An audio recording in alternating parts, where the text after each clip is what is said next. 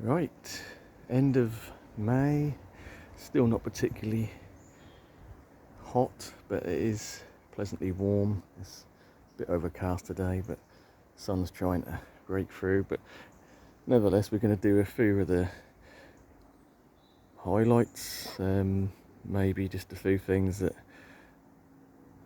in recovery mode, and a few things which are still growing even though we've had a slow start to the year. So let's start towards the house end of the garden, where we've got these yuccas that took a huge amount of damage. And as we can see, we've got a bit of weird new top growth on the tallest one. But just noticed the other day, looking down near the trunk, I don't know if we can see that, I'll get in a bit closer at the minute, but there's about 10 shoots right round the base of the trunk. So that's gone into overdrive and trying to recover. So I'll just move the camera in a bit closer for you.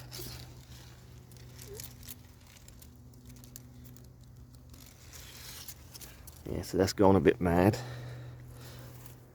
That is like the variegated elephantites. We've also got the yucca jewel here, which totally defoliated and lost the top. But again, down towards the trunk level, we've got some green shoots.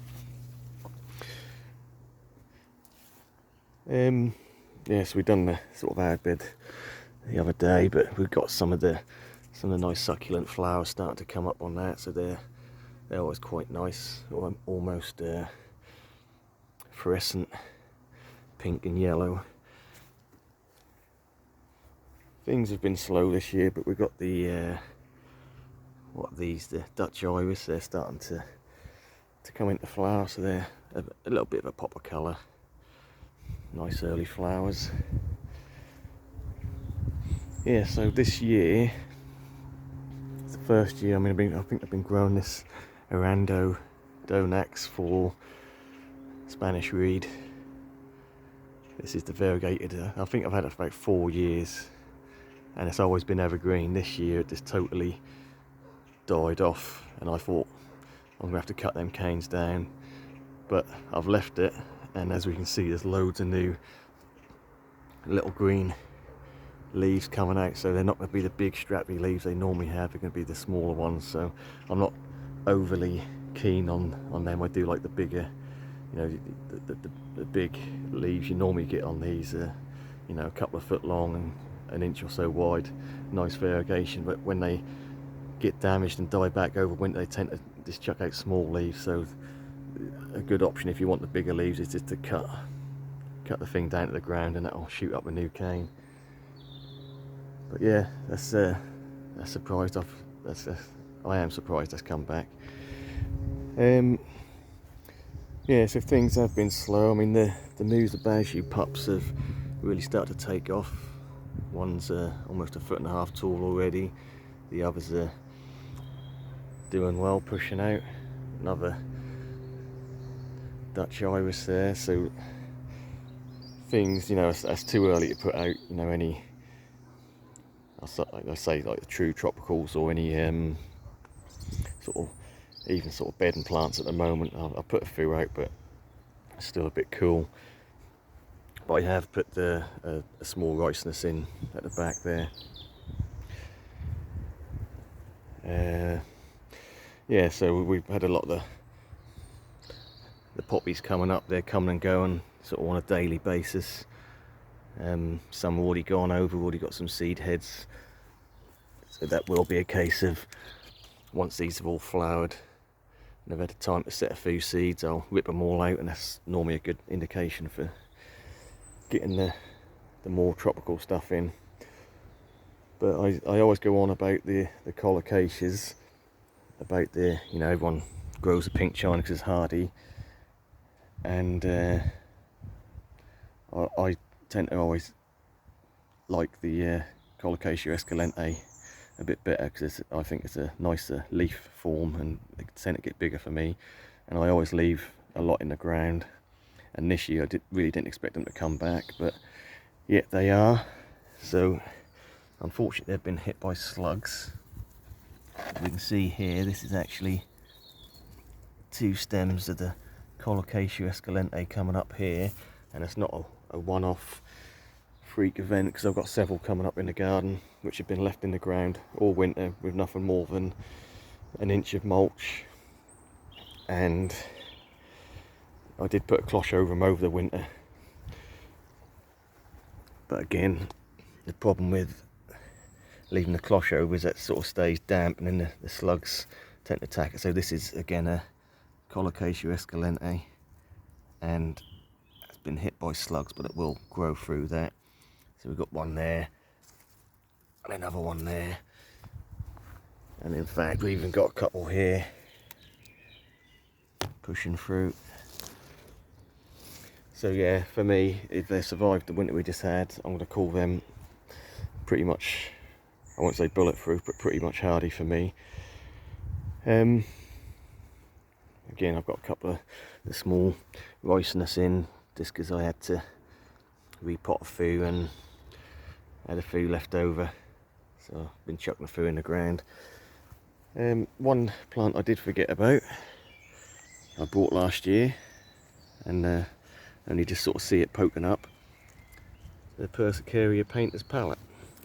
So this is quite a nice, unusual leaf. Again, totally hardy. So that's now pushing up, and like most Parrot, this, I don't think it get particularly tall. Not maybe like the Purple Fantasy, but this is one that last year I think it got about a couple of foot, and just the interest in different colours in the leaves. Quite good, I like that. Again, no real high temperatures, but the Washingtonia robusta is pushing out, slow but sure.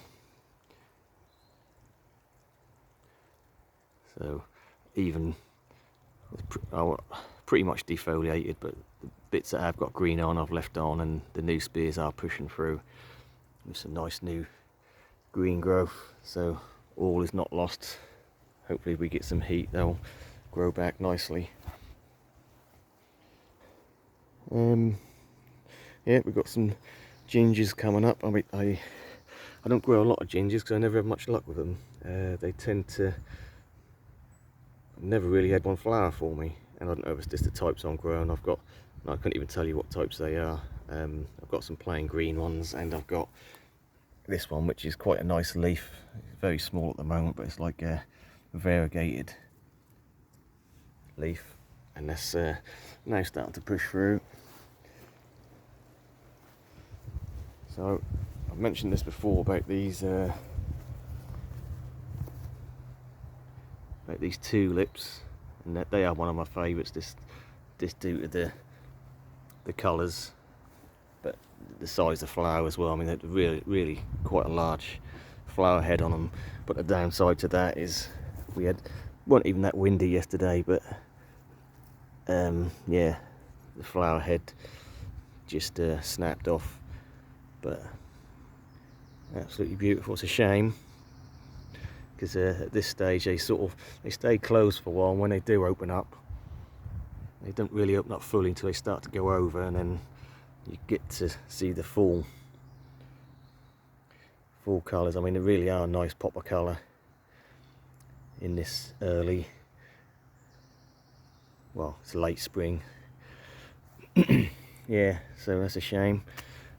I just noticed I've got a little pink china popping up here, which I thought I'd got rid of all the pink china in this bed, but yeah, it still comes. Right, we have got, yeah, another one here, another tulip. Look, so this is the Flaming Parrot, and again, absolutely beautiful flower, but a bit top heavy. So if you do get some wind, that's what happens. It just snaps. So it is a shame. There you go. Right, yeah, so yeah, just a real sort of quick look round. I mean, things are growing. It's just a slow process. The Allium's starting to flower, so the foliage more or less completely dies down at this point, and you just get the flower heads. They'll get quite big. They're only just starting to open up. Nice new flush on the fats here at the back there, variegated. That's put out some good sized leaves this year, looking really good. And this little hooker, so this is Midnight Rose, one of my favourite varieties, just the colour, sort of deep purple with the pink spotting on the leaves, and obviously that is now coming into flower. Things are growing, slow but sure. Quite a nice leaf on that pedicitis. Yeah, I mean, I have put a few of the summer bedding in, not much, just a few sort of begonias and impatiens. So they're just cheap trays. They'll bulk up over early summer, and well, they've already started to flower a little bit, but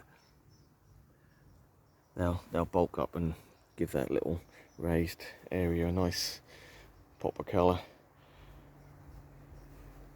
Rhododendron. So this is the wine and roses. Flowers are gone over now, but we've just got all the really fresh new growth coming through on that, so that's doing well. And this is the other rhododendron, which is the variegated, which I really like, but it took a lot of damage over winter, so it's not maybe as hardy as some. But again, we've got lots of new growth coming on that. So we've got the damp shady corner here. Gunner is really starting to go now. It is 4.5 foot, maybe pushing 5 foot. Leaves are a good 3.5 foot across. And then we've got the dwarf. It's supposed to be the red, what is it, room. I always forget the name of it, something stupid. But yeah, so that's like a dwarf gunner or stroke ornamental rhubarb. But that is, yeah, I'm sure when I bought that it had red back into the leaves, but now it's just plain green, but that's pushed out anyway. Got the umbrella plant starting to come up, so it comes up with the flowers first, and then you get the big umbrella leaves. Not that big at the moment, but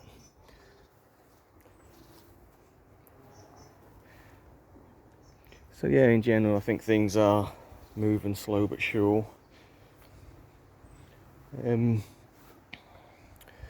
Just really want to mention the Hosta in the new shade corner, because that really looking quite big this year. This is one of the giant ones. This is the Summon Substance. Absolutely massive leaves on it.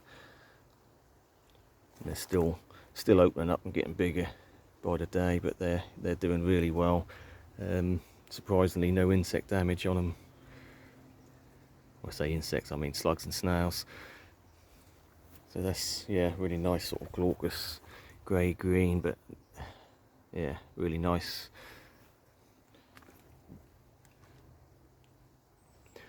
So let's just leave you on going back to, I've done a video on the Brahea edulis the other day, how that had made an amazing comeback after we thought it was dead. So I've still got a cloche on it to keep the heat going in. So the green that's pushing through is maybe like a half frond, so we can see a bit of a funny bit of growth on that, but we've actually got another.